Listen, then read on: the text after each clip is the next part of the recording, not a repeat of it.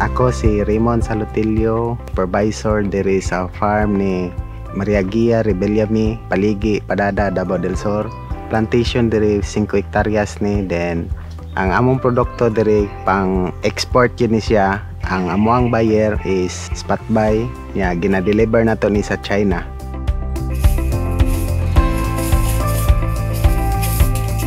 Sa una nagagamit mi og laing mga produkto, pero daghan gyud siya og water soak, subdigid malikayan. Ang water soak isa gina sa problema sa tuang quality kay gina class B Manila. Then ang kanang class B madawat magyapon siya sa China, pero gamay ato ang presyo kumpara sa class A gyud.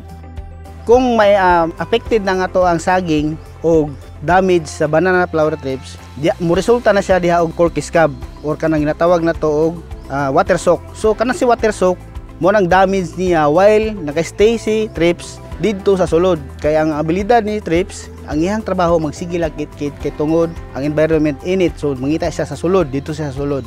O wala tay gi-inject, posible mao nang mahitabo. Ang dangatan sa imong saging is water soak o cork scab, dili na ma-meet ang standard potential kumbaga sa isa nimo ka bunch sa diha sa imong farm.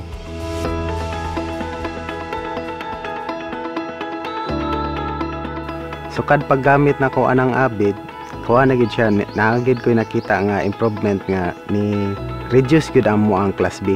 Basta sundon lang gud nato ang timing o ang recommendation sa pag-apply sa produkto. Siabid is isa ka nematicide and insecticide nga kung diin ang insekto nga iyahang gina-control o iyahang ginapatay is si scale insect, mealybug, aphids, and banana flower thrips.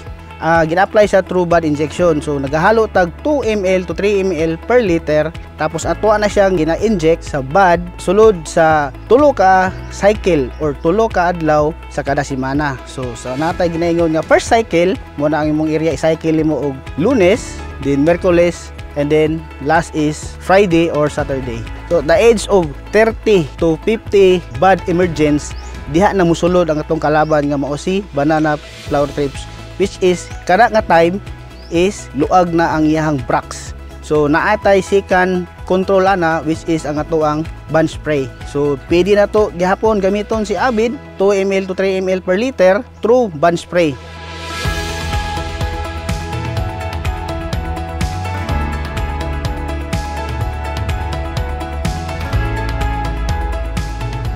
Sukad nga nigamit nami aning abid nga ni-reduce gyud ang mo ang class B from 50% to 3% na lang. Makakumpit gyud ta sa quality sa atong saging.